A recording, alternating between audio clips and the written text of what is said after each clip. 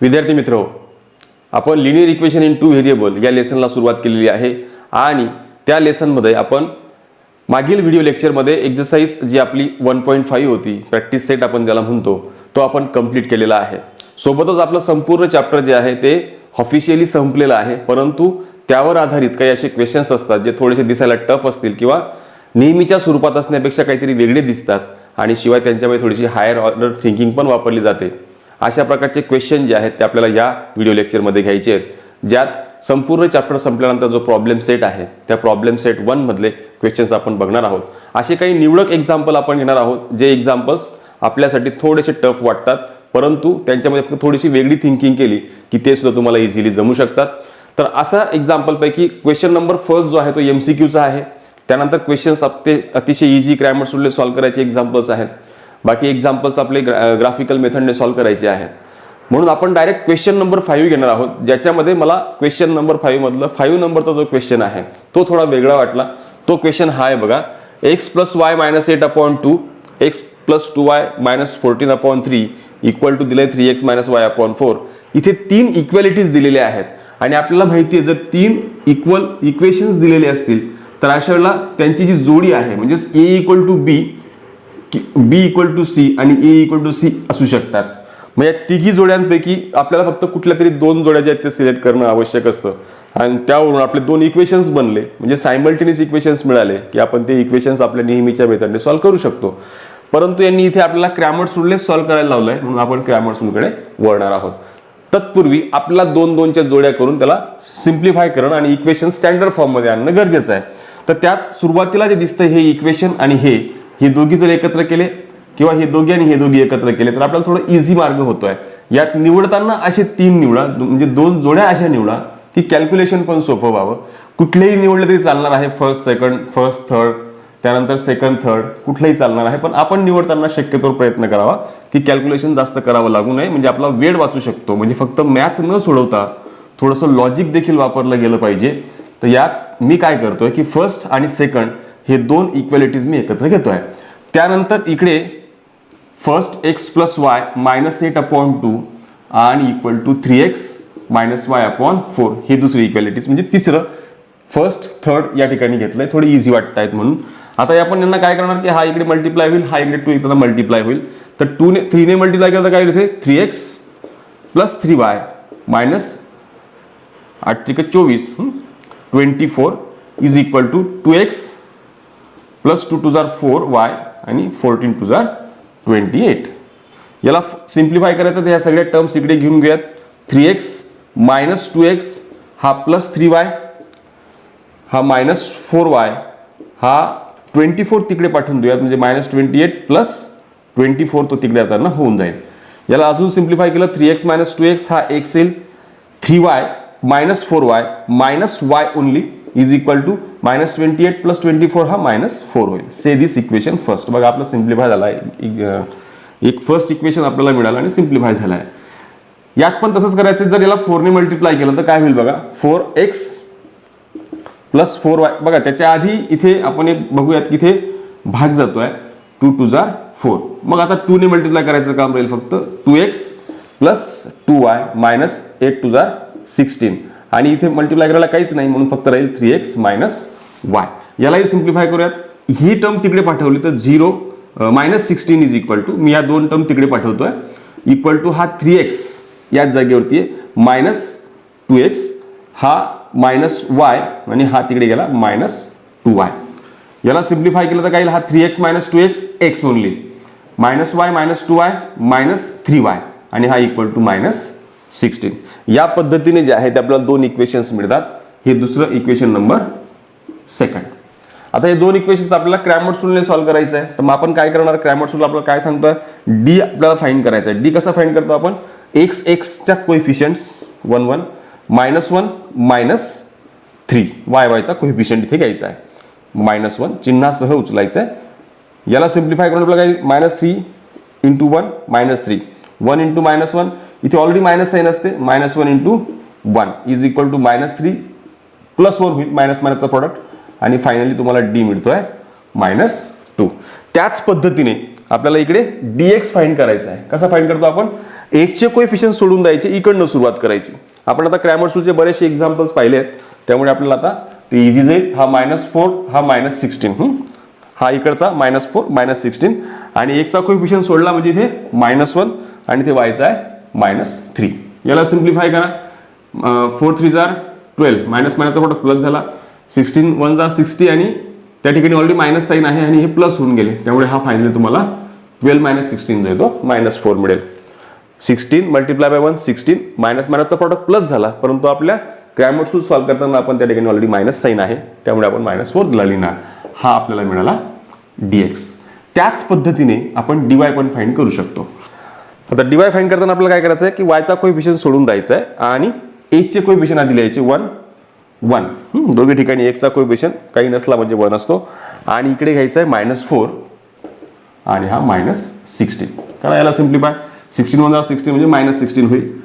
4 -4 × 1 हा मायनस परत +4 होऊन जाईल, कारण मायनस साईन ऑलरेडी आपल्या क्रॉस मल्टिप्लिकेशन मध्ये आहे आणि ही मायनस साईन मिळून तो प्लस झाला आणि या ठिकाणी तुम्हाला -12 मिळतोय. हा तुम्हाला मिळाला आहे dy.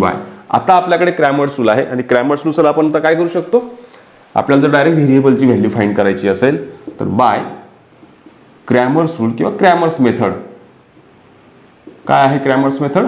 Variable x = dx upon d and variable y = dy upon d. आता हे दोघी डिटरमिनंट काढलेल्या व्हॅल्यूज आपण ठेवूयात. तर dx आपल्याकडे काय आहे बघा -4 डिवाइड बाय d आहे आपल्याकडे -2. डिवाइड केलं तर x = मिळतोय 2 2 जार 4. इथे y = what is dy? dy is -12. What is d? d is -2. Divide केल्यावर मिळतंय +6 कसा समजलं ना, 2 ने डिवाइड केलंय 12 ला, 2 6 जार 12 आणि मायनसचा प्रॉडक्ट डिव्हिजन जे आहे ती पॉझिटिव्ह होऊन जाईल. फायनली आपल्याला सोल्युशन मिळालं आहे. द सोल्युशन xy = 2 and 6 हे आपलं फायनल सोल्युशन असेल.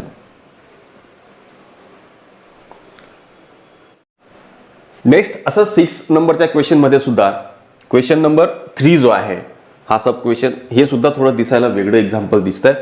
यात डायरेक्ट अपॉनला xy आहेच, शिवाय इकडे राईट हँड साईडला xy दिलेला आहे. उलट अशा प्रकारचे एक्झाम्पल्स जास्त इझी असतात. आपल्याला काय करायचं आहे की इथे हा xy नको आहे ना, तर आपण दोघी साईडला xy ने मल्टिप्लाय जर केलं तर हा इथला कॅन्सल होऊन जाईल आणि इथे जो अपॉनला x अपॉनला y दिसतोय, असं 1/x बद्दल 1/y बद्दल डायरेक्ट जर तुम्ही नवीन व्हेरिएबल मानून घेतला तर हे फार टफ होऊन जाईल.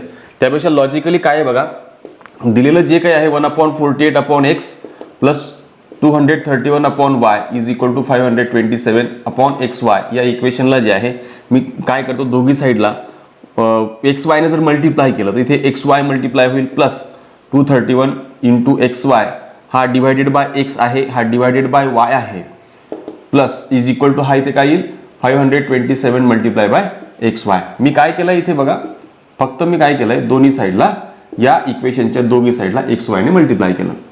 मल्टिप्लाय केल्याने काय झालं बघा, हा एक x कॅन्सल होईल, इथे काय येईल फक्त 148y प्लस इथे y get cancel, remaining term is 231x इथे काय येईल xy गेट कॅन्सल, इथे काय येईल 527.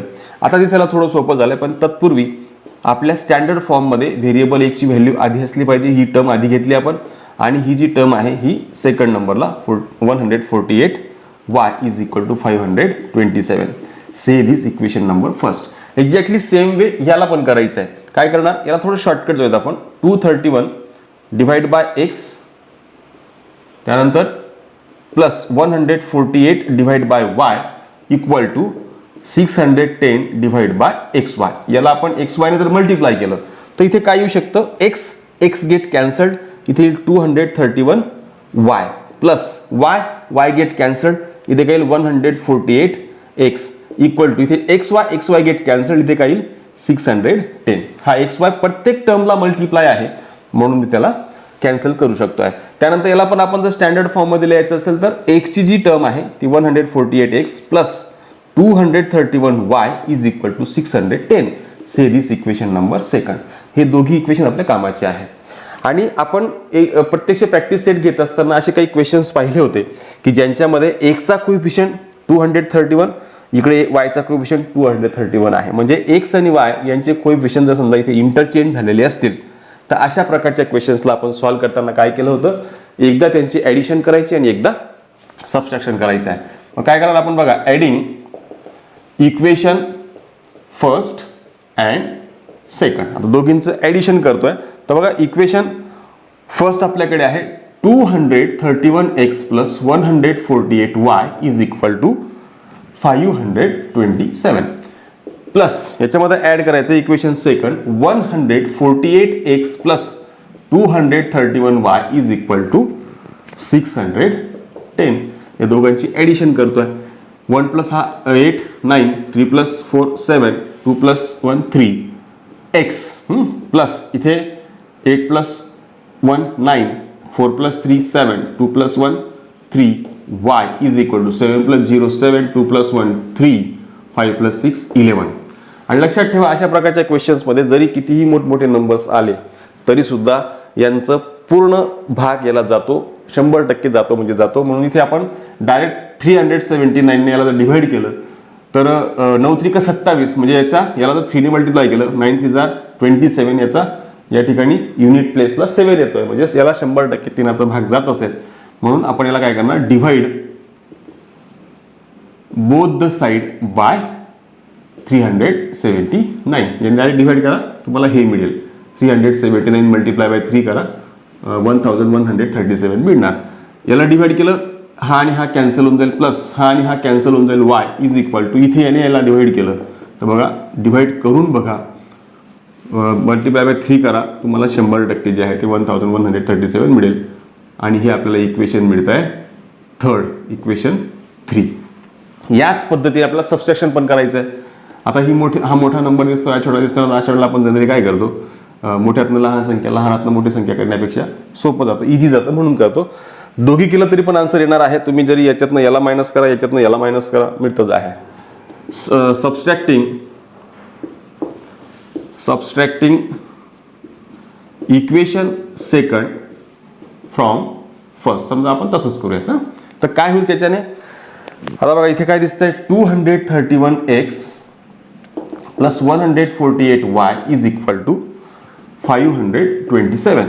आणि सेकंड इक्वेशन आहे 148x + 231y is equal to 610. Subtract करतोय, मायनस मायनस मायनस. ठीक आहे. तर इथे काय बघा, आता 11 - 8 हा 3 येईल, इथे एक हातच्याला गेला. 13 - 5 तुम्हाला इथे 8 मिळतो, 83x हा 2 - 2 कॅन्सल होऊन जाईल 0. इथे आता ही मोठी संख्या आहे म्हणजे निगेटिव्ह इथे येईल. याच्यातनं आपल्याला हे मायनस करायचं आहे. आणि तुम्हाला माहिती आहे की आता आपण जस्ट केलंय सबट्रॅक्शन, या संख्येतनं हे मायनस केल्यावरती आपल्याला मिळालं 83y. तसं इथे 10 - 7 3 याच्यातनं याला मायनस करावं लागेल आपल्याला, कारण मोठी संख्या ही आहे. 11 - 3 होईल, कारण इथे 10 - 7 घेतल्यामुळे 11 - 3 8. इथेही तुम्हाला योगायोगाने 83 मिळतो आहे. आणि सगळ्या ठिकाणी 83 दिसतोय. तर आपण काय करणार, divide both the side by 83. जर 83 डिवाइड केलं तर काय येईल बघा, हा इथे 83 डिवाइड केलं तर काय येईल, x हा -y इज इक्वल टू -1.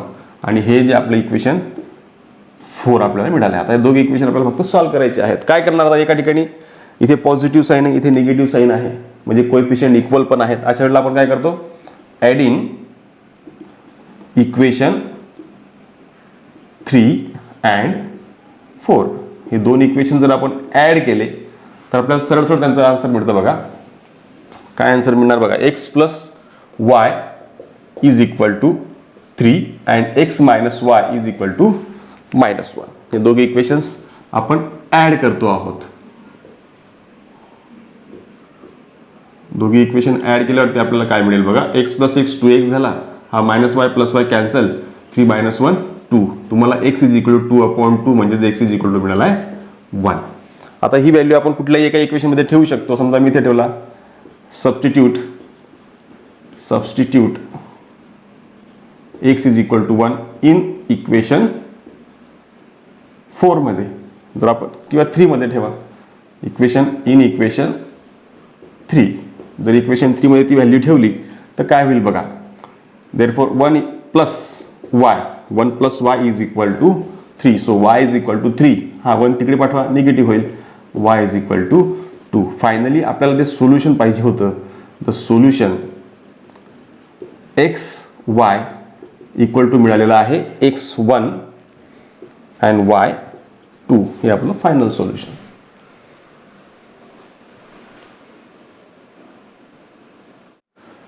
त्याच प्रकारे क्वेश्चन 6 जो आहे त्याच्यामध्ये क्वेश्चन नंबर 4 जो आहे सब क्वेश्चन, हा सुद्धा वेगळा वाटतोय. त्यामुळे आपण त्या क्वेश्चनकडे वळूयात. तर बघा इथे काय दिलंय, इथे अपॉनला xy दिलाय, इथे xy दिलाय. आपण जर याला इकडे मल्टिप्लाय जरी केला तरी सुद्धा हे इझिली आपल्याला सॉल्व्ह करता येणार नाही, उलट ते कॉम्प्लिकेटेड होऊन जाईल. त्यापेक्षा जर याला आपण सेपरेट डिव्हाइड केलं तर आपल्याला इझी मिळेल. बघा हा 7x - 2y divide by xy = 5a. Thinking कशी करायची बघा. आता इथे जर आपण याला इकडे पाठवलं असताना तर उलट ते खूप जास्त कॉम्प्लिकेटेड होणार होतं. मग ठरवलं कसं की याला असं करायचं, कारण त्याच्यात ना एक्स कॅन्सल होईल, इथे वाय कॅन्सल होईल. म्हणजे आपलं काम इझी होणं गरजेचं आहे, ना की कॉम्प्लिकेटेड व्हायला पाहिजे. म्हणजे डिवाइड करून आपले क्वेश्चन जे आहेत ते कॉम्प्लिकेटेड पेक्षा थोडेसे इझी होऊन जातात. आपल्याला इझी करणं गरजेचं आहे. म्हणून बघा एक्स कॅन्सल झालं तर इथे काय 7/y मायनस हा इथे y कॅन्सल 2/x = 5 येईल. आणि याला आपण आपल्या स्टँडर्ड फॉर्ममध्ये जर व्हेरिएबलची टर्म आपण इकडे आणली तर हा -2/x इथे लिहिणार आपण, आणि प्लस इथे साईन दिसत नसेल तरी ती प्लस साईन त्या ठिकाणी असते. या प्रकारचे इक्वेशन तयार होऊन जाईल. Say this equation number first. Same way यालाही तसंच करायचं आहे. तर हा 8x + 7y divide by xy आहे = काय याला 15. इथे देखील आपण काय करणार, याला सेपरेट करणार. तर 8x upon xy + 7y upon xy = 15.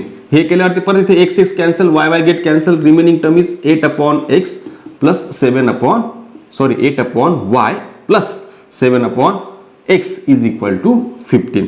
यालाही आपण क्रमाने लिहिलं तर काय होईल बघा, 7/x आपला स्टँडर्ड फॉर्मनुसार x ची टर्म आधी लिहितोय, आणि हा 8/y = 15. Say this equation number second.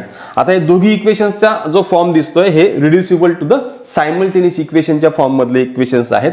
यांना अशा वेळेला आपण सबस्टिट्यूशन करतो किंवा आपण तात्पुरत्या स्वरूपामध्ये त्या व्हेरिएबल ऐवजी दुसरी टर्म मानून घेतो. जसं की आता फॉर एक्झाम्पल हे दिसतंय, मी याला काय करणार, पुट किंवा मानूयात किंवा सबस्टिट्यूट करूयात किंवा प्लेस करूयात. Place 1/x = m and 1/y = n.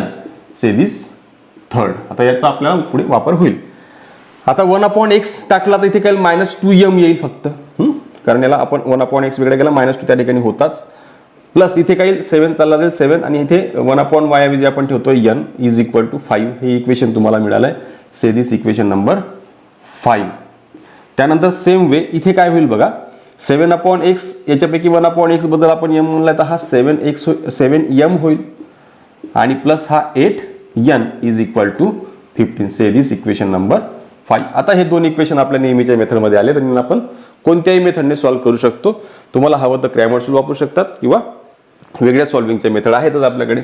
आता मी काय करतो, क्रॅमर्स मला वापरायचं आहे, तर मी काय करणार, n चे कोएफिशियंट्स आहेत, यांचे कोएफिशियंट्स आपण सरळ d लिहिताना लिहून टाकतो. हा -2 7 आणि हा 7 8 या ठिकाणी, आणि मग याला सिम्प्लिफाय करतो आपण. 8 2 16. हे थोडे मी आता शॉर्टकट जातो, आपल्याला माहिती आता याची मेथड आपल्याला कळलेली आहे की इथे कोणत्या प्रकारच्या मेथडने आपण जाणार आहोत. त्यामुळे आपल्याला इथे आता माझ्यामध्ये सांगायची गरज नको पाहिजे. 7 7 are 49 = या दोघांची जर आपण सम केली तर आपल्याला मिळते आहे -65. आता हा तुम्हाला काय मिळाला आहे, -65. हा तुम्हाला d मिळाला. आता पुढे आपल्याला काढायचं आहे dm. dm कसा काढणार, dm = m चे कोएफिशियंट सोडून द्यायचे. आता हा m आणि इथे m आहे, यांचे कोएफिशियंट सोडले आणि इकडनं सुरुवात करतो आपण. 5 15, त्यानंतर इकडे 7 आणि 8 7 8 = 8 5 are 40 -15 7 are 105, आणि हा सबस्ट्रॅक्शन जर आपण केलं तर आपल्याला मिळत आहे -65 अगेन. म्हणजे हा तुम्हाला मिळतोय dm. त्यानंतर आपल्याला काढायचं आहे dn. dn कसा काढणार आहेत आपण, dn = n चे कोएफिशियंट सोडून द्यायचे. n चे कोएफिशियंट सोडले, इकडनं सुरुवात आपला -2 पहिल्या कॉलम मध्ये -2 7 आणि सेकंड कॉलम मध्ये 5 आणि 15. याला तसं सिम्प्लिफाय करायचं. 15 2 30 मायनस येईल, एक निगेटिव्ह पॉझिटिव्ह आहे, इथे मायनस ऑलरेडी आपली असते डिटर्मिनंट सॉल्व्ह करताना. आणि 7 5 35 आणि या दोघांची ॲडिशन करावं लागेल कारण दोघे निगेटिव्ह आहेत. हा येईल -65. दिस इज DN. आता आपल्याकडे सगळ्या व्हॅल्यू झाल्या आहेत. आपण आता क्रॅमर्स मेथड जी आहे ती अप्लाय करू शकतो. म्हणजेच आपल्याला जर m ची व्हॅल्यू काढायची असेल तर dm/d आणि n काढायचं असेल तर dn/d असं आपल्याला व्हॅल्यूज मिळतात क्रॅमर्स रूलनुसार. Equal to what is value of dm? dm is -65. What is d? d is -65. So this is 1. m is equal to काय आला 1. त्याच पद्धतीने n is equal to what is dn? dn is -65 आणि d is -65. So this is n is equal to 1. दोघी values परत मिळाल्यात. पुढे आपल्याला बघा फ्रॉम. आता इथे आपल्याला m n नाही काढायचं आहे, हे आपण मानलेले व्हेरिएबल होते. आपल्याला व्हॅल्यूज x आणि y च्या काढायच्या आहेत. तर आपण याच्याबद्दल जे मानलं आहे 1/x equal to m, 1/y equal to n, यात त्या व्हॅल्यूज पुट करायच्या. म्हणजेच 1/x इज इक्वल टू 1 आणि 1/y इक्वल टू 1 आणि नंतर यांचा रेसिप्रोकल घ्यायचा आहे. रेसिप्रोकल घेतल्यावर तुम्हाला 1चा रेसिप्रोकल 1च असतो, म्हणून x इज इक्वल टू 1 आणि y सुद्धा 1. So therefore the final solution आपल्याला मिळालेलं आहे. Final solution xy is equal to 1 1.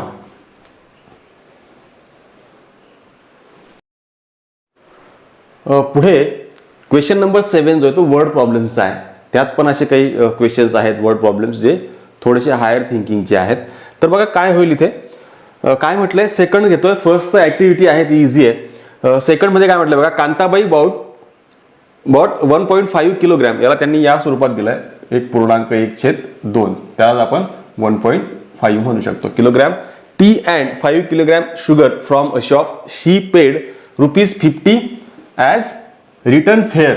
रिक्षाचं भाडं ती रिटर्न देते आणि तिने विकत घेतलंय 1.5 किलोग्रॅम टी आणि 5 किलोग्रॅम शुगर साखर घेतली आहे.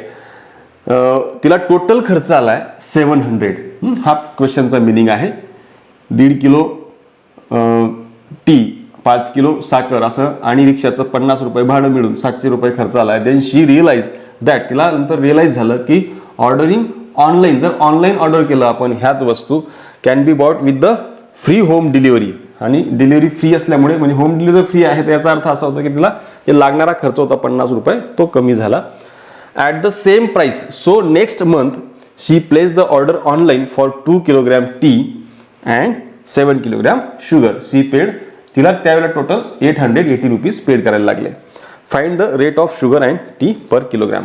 फर्स्ट आपण काय करूयात, let the rate of T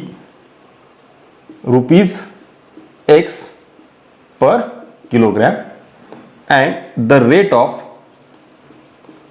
sugar ₹y per kilogram.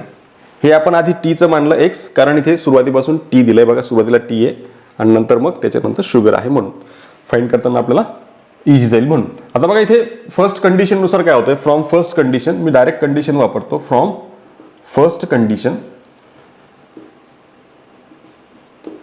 हे बघा 1.5 kg म्हणजे मल्टिप्लाय बाय एक्स येईल. 1.5 kg x, कारण 1.5 किलो x रुपये प्रमाणे एका किलोचे, प्लस आणि 5 kg शुगर y रुपये पर किलोग्रॅमने, म्हणजेच 5y इज इक्वल टू असे टोटल तिला खर्च येतोय.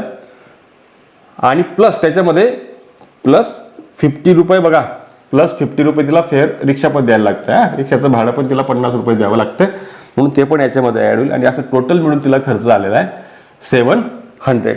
म्हणून हा 50 तिला त्यांना निगेटिव्ह होऊन जाईल, मायनस होईल. म्हणजेच हा काय 1.5x plus 5y is equal to 700 minus 50, म्हणजेच 1.5x plus 5y is equal to 650. पण तरीही आपला इक्वेशनचा कोएफिशियंट जो आहे तो डेसिमलच्या फॉर्ममध्ये नको असला पाहिजे. डेसिमल जर काढायचं असेल तर आपण याला जर 2 ने मल्टिप्लाय केलं तर हा काय होईल बघा, मल्टिप्लाय बाय 2. जर 2 ने मल्टिप्लाय केलं तर हा 15 2 30 होतात, म्हणजे 3.0 येईल. म्हणजे आपण 3 लिहिलं तरी हरकत नाही. 5 2 10 आणि इथे 650 म्हणजेच 1300 आता हे खरं इक्वेशन तयार झालं आहे आपलं.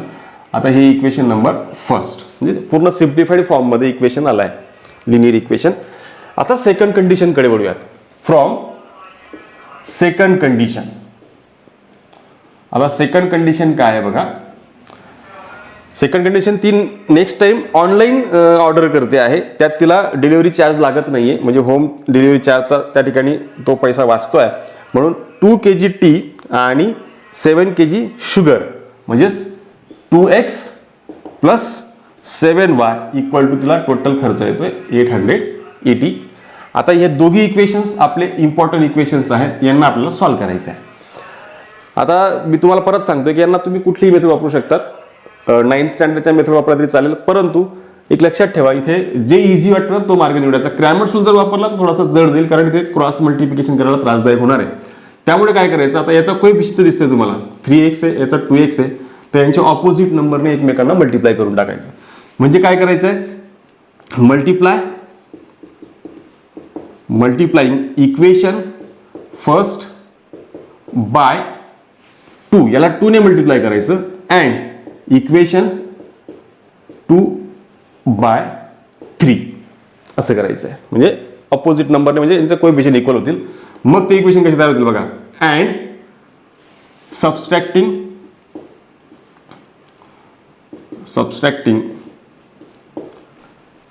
2 फ्रॉम 1 आणि नंतर मग सबस्ट्रॅक्ट करायचं आहे. म्हणजे पहिले मल्टिप्लाय करायचं, नंतर सबस्ट्रॅक्ट करायचं आहे. आता याला मल्टिप्लाय करतोय मी 2 ने, तर 2 3 jar 6x plus 2 10 jar 20 equal to, याने याला मल्टिप्लाय केलं 13 2 जार 26. त्यानंतर इक्वेशन सेकंडला 3 ने मल्टिप्लाय करतो, म्हणजे याला 3 ने मल्टिप्लाय केलं 3 2 जार 6 प्लस 7 3 जार 21y आणि याला 3 ने केलं तर 3 0 0 3 8 जार 24. अच्छाला 2 घेतला, 8 3 जार 24 आणि हे 26. आता हे दोघी आपल्याला सबस्ट्रॅक्ट करायचे आहे. मायनस, हा मायनस होईल, हा मायनस होईल, हा मायनस होईल. 6 मायनस 6 गेट कॅन्सल, 21 आणि हा मायनस y या ठिकाणी येईल. 20 मायनस 21 केल्यानंतर इक्वल टू इथे फक्त मायनस 40 येईल, म्हणजे तुम्हाला फायनली y मिळाला आहे 40. आता ही व्हॅल्यू आपण कुठेही सबस्टिट्यूट केली तरी आपल्याला a ची व्हॅल्यू मिळते. तर इथे टाकूयात आपण substitute y equal to 40 in equation first. काय होईल मग, 3 multiply by x plus 10 multiply by 40. आपण y ची जी व्हॅल्यू आहे ती 40 काढली, ते ठेवली, इक्वल टू 1300. करा सिम्प्लिफायला. 3x 10 4 हा किती झाला 400 is equal to 1300. So 3x is equal to 1300 minus 400 म्हणजेच काय येईल तो 900. बघा मग इथे काय येईल, therefore x is equal to 900 minus केल्याने हा डिवाइड बाय 3 होईल. म्हणजे इथे x इज इक्वल टू काय येईल 900 डिवाइड बाय 3. 3 ने डिवाइड केलं तर तुम्हाला x काय मिळतो, therefore x is equal to 3 3 9. So x is equal to 300. आता x मिळून गेला, y मिळून गेलाय, तर फायनल आपला आन्सर काय असेल, therefore the rate of t. त्यांनी विचारलं काय आपल्याला बघा शुगरचा, आणि यात आपण शुगरसाठी टी साठी x मानला होता, म्हणजे rate of T is 300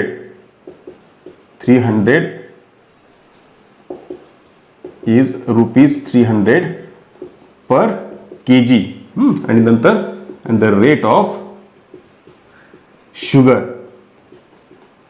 is ₹40 per kg. ही शेवटचे आपण जे स्टेटमेंट लिहितो, हे स्टेटमेंटला अर्धा मार्क्स असतो, म्हणून हे लिहिणं गरजेचं आहे. हे आपलं फायनल आन्सर आहे. नेक्स्ट वर्ड प्रॉब्लेम नंबर 3 जो आहे तो ऍक्टिव्हिटी टाइप क्वेश्चन आहे. तो इझी आहे, तो जमू शकतोय तुम्हाला. क्वेश्चन नंबर 4 घ्या. हा पण इझी आहे, परंतु याच्यात थोडंसं एक वेगळेपणा आहे, तो त्यासाठी मी घेतोय. Sum of the present ages of Manish and Savita. Manish आणि सविता यांची जी सध्याची वय आहे, आजची वय, यांची जी बेरीज आहे ती तुम्हाला डायरेक्ट 31 दिलेली आहे. मनीष एज 3 years अगो, 3 वर्षापूर्वी मनीषचं वय जे आहे ते कसं होतं बघा, 4 times the age of Savita. सविताच्या वयाच्या 4 पटीने जास्त होतं. 3 वर्षापूर्वीची गोष्ट आहे. जर समजा आपण प्रेझेंट एज जे आहे त्यांचं let the present age of Manish be X years and the present age of Savita be Y years असं जर आपण मानलं तर काय होईल बघा. त्यांच्या फ्रॉम कंडिशन नुसार बघा, फर्स्ट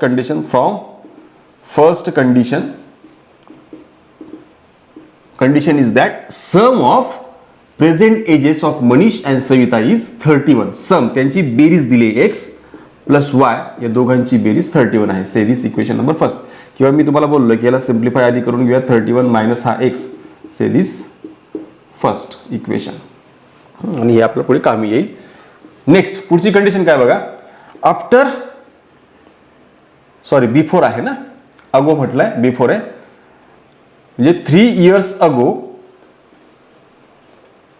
देअर एजेस वॉज काय असतील बघा, एक्स मायनस 3 ऑफ मनीष. 3 वर्षापूर्वीची गोष्ट आहे ना, म्हणून 3 वर्षापूर्वी मनीषचं एज जे ते एक्स मायनस 3 होईल. And x y minus 3 of Savita. सविताचं 3 वर्षापूर्वीचं वय वाय मायनस 3 होईल. आणि यानंतर कंडिशन दिलेली आहे फ्रॉम सेकंड कंडिशन. ती कंडिशन अशी आहे, फ्रॉम सेकंड कंडिशन काय दिली. Second condition 4 times the age of Savita. म्हणजे मनीषचं एज जे ते 4 times आहे. मनीषचं एज आहे X minus 3, the age of Manish is X minus 3 and this is 4 times the age of Savita is Y minus 3. बस याला सिम्प्लिफाय करायचं आहे. X minus 3 equal to 4 multiply bye Y, 4y ब्रॅकेटच्या आत मल्टिप्लाय केलं, 4 3 जार 12. याला इकडे आणा, एक्स मायनस 4y याला तिकडे पाठवा, मायनस 12 प्लस 3 म्हणजे X minus 4y is equal to minus 12 plus 3 minus 9. आता हे 2 इक्वेशन्स आपल्याकडे आहेत, ते सॉल्व्ह करायचे आहेत. फक्त कसे सॉल्व्ह करणार बघा. First put this value, substitute y is equal to 31 minus x in equation second. काय इथे व्हॅल्यू x minus 4, y ची व्हॅल्यू आपण आता जस्ट म्हटलो की 31 minus x आहे, इथे ठेवा. 31 minus x is equal to minus 9. 4 ने ब्रॅकेटच्या आत मल्टिप्लाय करा, मायनस 4 मायनस 12. समजलं हे. 4 मल्टिप्लाय बाय 31 124. ही निगेटिव्ह साईन आहे, ब्रॅकेटच्या आत जाते म्हणजे हा निगेटिव्ह आणि हा निगेटिव्ह परत पॉझिटिव्ह होईल. मायनस 4 हा 4 प्लस एक्स होऊन जाईल is equal to minus 9. X plus 4x how many 5x. हा 124 तिकडे पाठवला तर पॉझिटिव्ह होईल, प्लस 124. 124 मायनस 9 केला आपण तर काय होईल 115.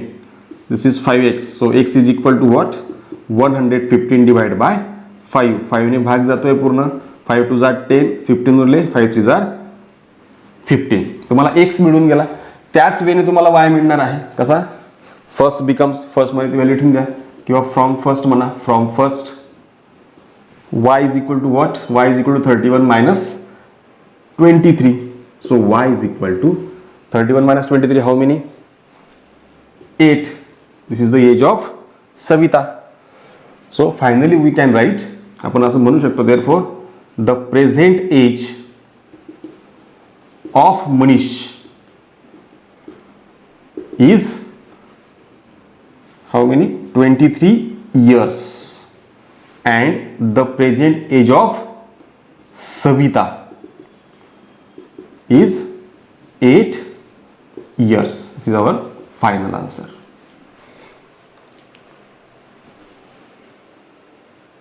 Next question number 5. Star question आहे म्हणून घेतोय हा. एकदम easy question actually. In a factory the ratio of skilled and unskilled worker. फक्त वेगळा विचार इथे करता आला पाहिजे. आपण काय करूयात, द इक्वल रेशो जो आहे तो एक्स मानूयात.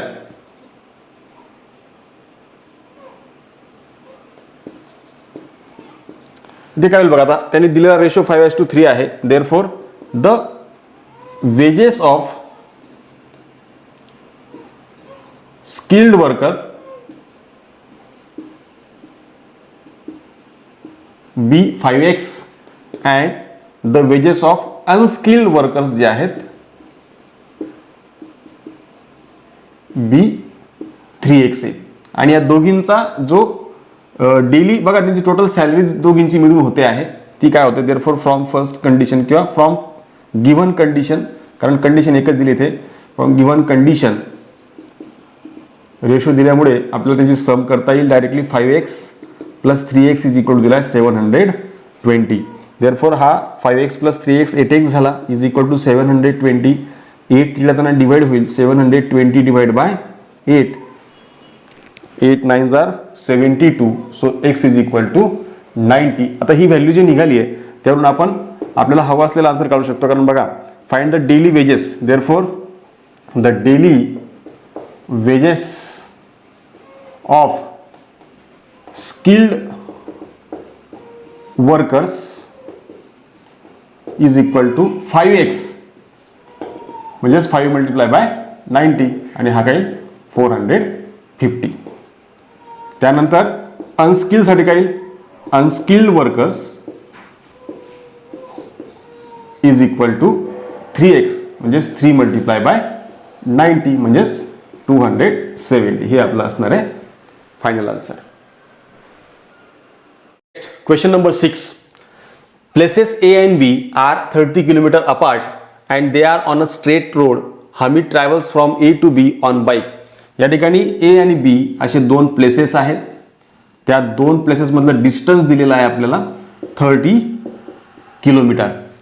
पुढे काय म्हटलंय बघा, at the same time Joseph starts from Hamid travels from A to B on bike.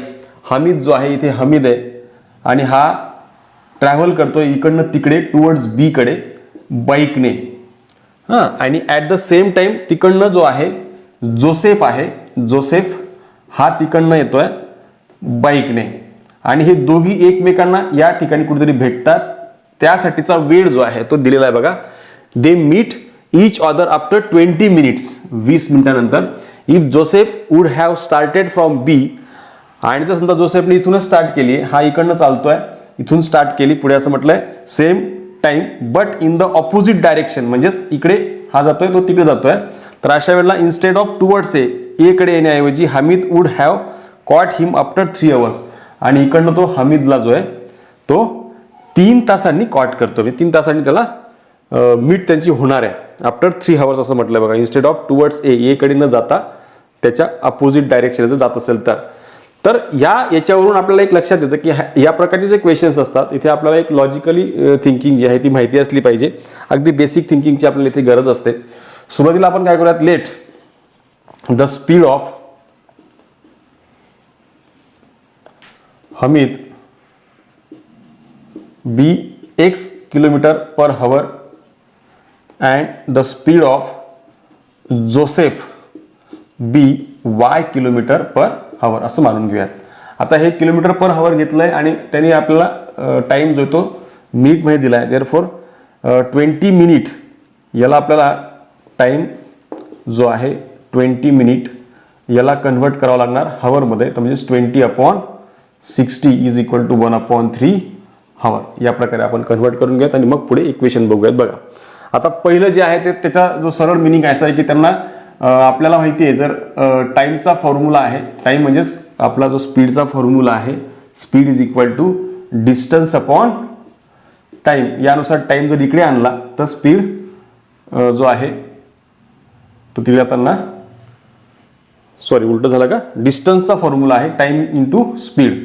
Distance त्याच्यावरून आपल्याला डिस्टन्स मिळेल बघा. इथे जर हा टाइम आहे तर डिस्टन्स आपल्याला काढायचं आहे कारण डिस्टन्स दिलंय बघा त्यांनी 30 किलोमीटरचा डिस्टन्स आहे. डिस्टन्स कॉन्स्टंट आहे 30 किलोमीटर, म्हणजेच डिस्टन्स इज इक्वल टू येईल distance is equal to speed multiply by time. आणि आता हा जो स्पीड आहे तो इम्पॉर्टंट आहे आपल्याकरता. आपण एकाचा एक्स मानलाय एकाचा वाय मानलाय, परंतु हे एकमेकांकडे टुवर्ड्स ए म्हटलंय बघा. बी म्हणजे एकमेकांच्या अशा या डायरेक्शन येता येत ना, तर या ठिकाणी तुम्हाला इथे दोघींचा स्पीड जो आहे तो कन्सिडर केला जाईल. म्हणजे इथे येईल तुमचा x plus y into time जो आहे तो 1/3 लागतोय ज्यावेळेला तो त्यांच्या डायरेक्शनला येतो आहे आणि डिस्टन्स तर आपल्याला 30 दिलेला आहे.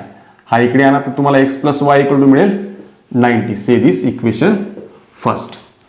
त्यानंतर सेकंड कंडिशन जी दिसते त्यानुसार फ्रॉम सेकंड कंडिशन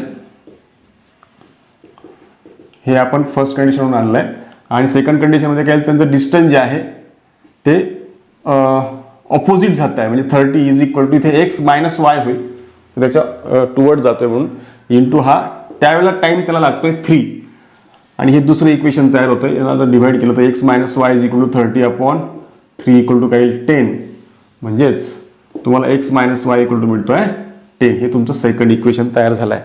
आता हे दोघी इक्वेशन्स फक्त आपल्याला सॉल्व्ह करायचे आहेत. कसे सॉल्व्ह होतील बघा हे दोघी इक्वेशन्स. x = काय इथे 10 प्लस y तिकडे पाठवला प्लस झाला आणि ही व्हॅल्यू याच्यात पुट करून देऊयात. Therefore substitute x = 10 + y in equation first. काय होईल मग x 10 + y + y = 90. y + y is 2y. 10 तिकडे पाठवला 90 - 10. So y = 90 - 10 80 divide by 2. So y = 40. आता ही व्हॅल्यू आपण कुठे पुट करू शकतो. देअरफॉर फ्रॉम सेकंड मधून आपण x काढू शकतो. x = 10 + y आहे तुमचा 40. So x = 50. यावरून आपल्याला दोघींचे स्पीड मिळतात. म्हणजे काय येईल बघा. Therefore the speed of Hamid is 50 km/h and the speed of Joseph is 40 km/h. दोघींचे आन्सर मिळाले. हे आपला आहे फायनल आन्सर. तर अशा पद्धतीने मित्रांनो या ठिकाणी हे जे आपलं लिनियर इक्वेशन इन 2 व्हेरिएबल नावाचं चॅप्टर आहे हे प्रॉब्लेम सेटसह जे आहे ते कंप्लीट झालेलं आहे. आता आपण याच ठिकाणी थांबूयात. यानंतर पुढील व्हिडिओ लेक्चरमध्ये आपण नवीन लेसन घेऊन नवीन चॅप्टरला सुरुवात करणार आहोत.